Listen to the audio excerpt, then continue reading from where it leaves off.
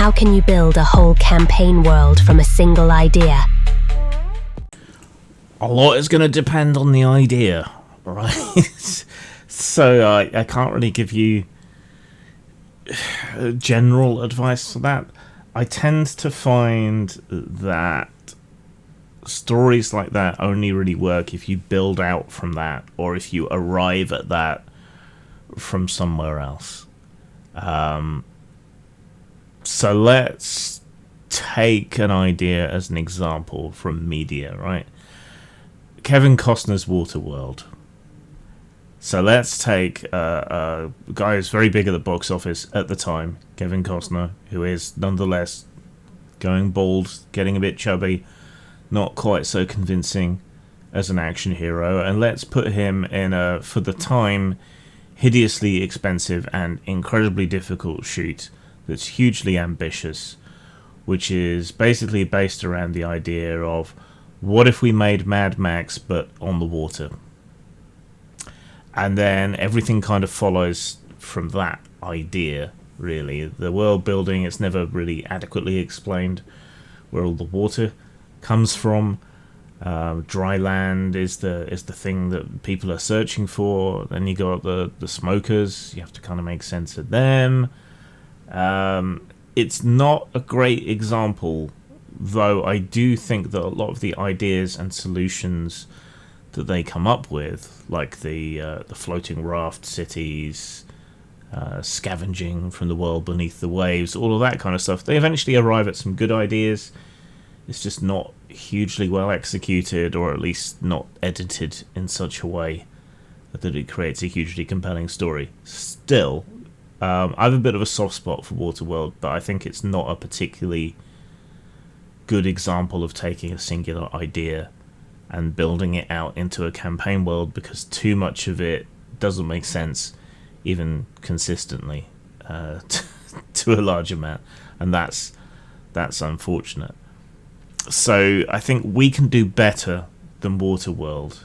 So what is the idea? Is it something mundane and simple and everyday? Is it something world-changing?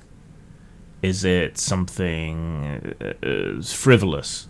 And then I think we need to build out from the idea to second and third order thinking. So here's the idea. We've got all the immediate stuff that surrounds that. But then what's the effect of that immediate stuff? And what's the effect of that intermediate stuff?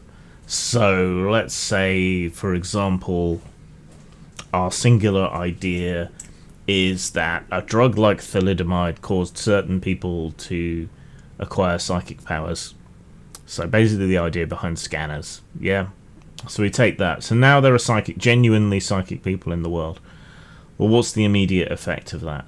Well, some people are going to seek out this drug, or the information on it, in order to breed a whole bunch of psychic super soldiers, or some kind of better human being.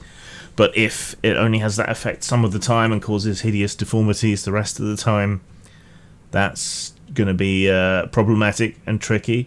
So we can think about that. How is that being hidden and covered up? Who is it that's creating these psychic super beings? And for what purpose? And can they be controlled? And are they being controlled? Have people slipped through their fingers? And so on.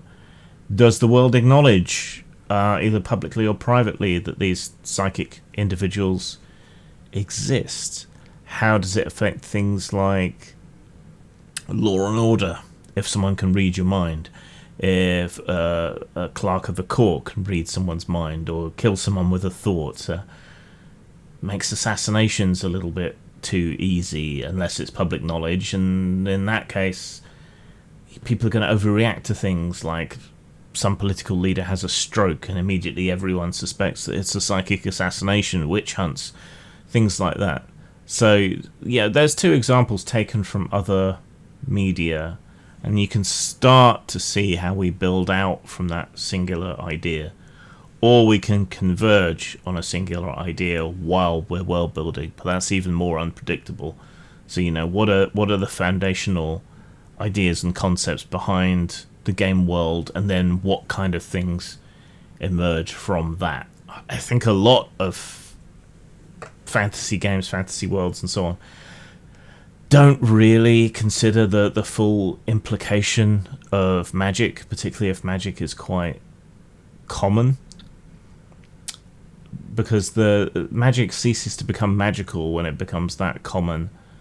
So Eberron is a good example of Magitech, where magic and magical technology is ubiquitous, but Forgotten Realms has the same or more level of magic within it, but doesn't really consider the societal and political impacts and economic impacts of wholesale widespread magic, and, you know, tripping over magic swords every time you go for a walk in the woods.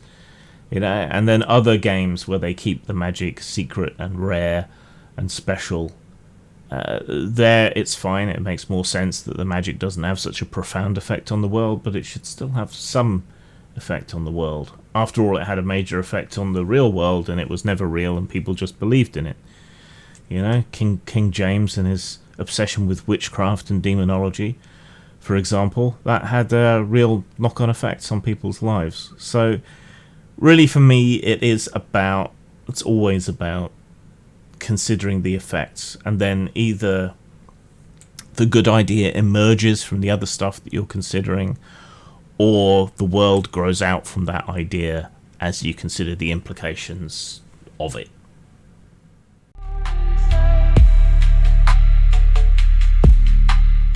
Well, I look at it myself as the beginning, really, of an exploration. That's the reason we're exploring. You don't know what you'll run into on an exploration.